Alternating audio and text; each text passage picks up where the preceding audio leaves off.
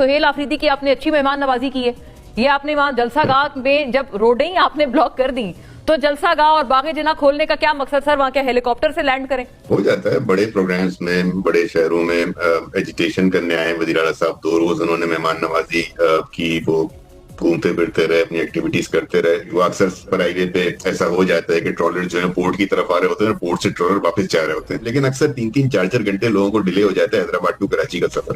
कि आपने क्या उनको स्टेज लगाने की भी इजाजत नहीं दी? ना वहां स्टेज है, ना वहां कोई साउंड सिस्टम या माइक वगैरह के इंतजाम नजर आ रहे हैं। जलसा की इजाजत जब मिल गई थी, उसके इंतजाम देखना, उसके साउंड सिस्टम, ये तो मुंतजमीन का काम होता है ना। नहीं तो आप इजाजत ही नहीं देंगे सर, तो वो फिर कहां से लगाएंगे?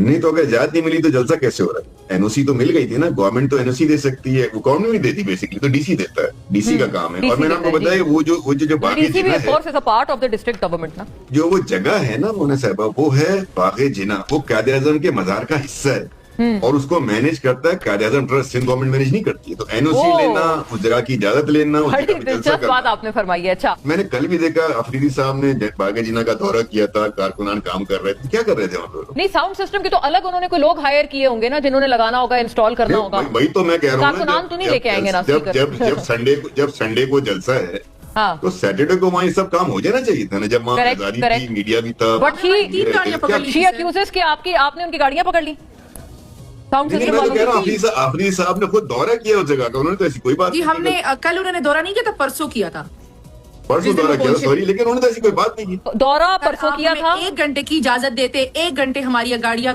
जाने देते, तो हम 1 घंटे के अंदर अंदर अपनी और इजाजत कल मिली लगा देते। आपने नहीं, मैं आपको बताऊं, आप चेक करें, अगर आप करने देते सर, अगर आप करने देते तो जमहूरियत का बरम रहता, हमें यकीन हो जाता कि सिंध में आज भी शहीद ज़ुल्फ़िकार अली भुट्टो साहब की हुकूमत है, सिंध में आज भी शहीद बेनज़ीर भुट्टो साहिबा की हुकूमत है। हलीम आदिल शेख साहब का भी एक आया बयान, वो कहते हैं हम पहुंचने वाले हैं। आप